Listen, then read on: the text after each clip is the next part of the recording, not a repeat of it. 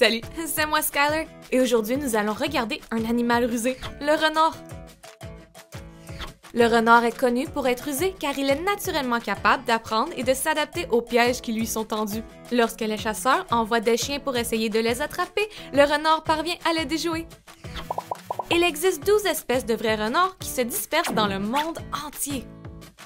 Dans les campagnes, les villes, les forêts, les montagnes, les prairies, les déserts et même l'Arctique.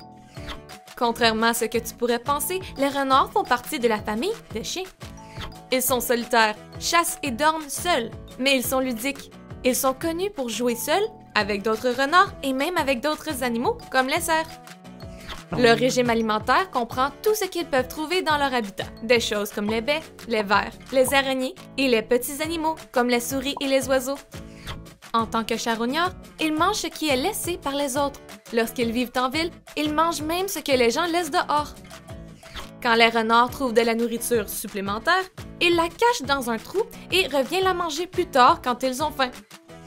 Quand les renards naissent, ils ne peuvent ni voir, ni entendre, ni marcher. Alors la mère reste avec ses petits et s'assure d'en prendre grand soin. Pendant cette période, le père est chargé de chasser et de ramener de la nourriture pour la famille. As-tu déjà voulu quelque chose? As-tu déjà eu besoin de quelque chose? Connais-tu la différence entre vouloir et avoir besoin? Lorsque le renard est un bébé, il ne peut pas faire grand-chose et doit donc compter sur ses parents. Le père est chargé d'apporter au reste de la famille ce dont ils ont besoin, la nourriture. Il y a des moments où l'on a besoin de choses, comme de la nourriture ou un abri. Mais il y a aussi des moments où l'on veut des choses, comme un jouet ou des vêtements spéciaux.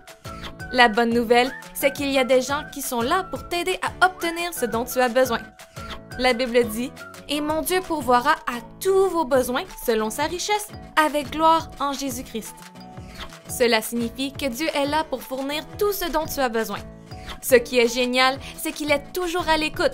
Alors, quand tu as besoin de quelque chose, tu peux ATP. Arrête-toi et prie.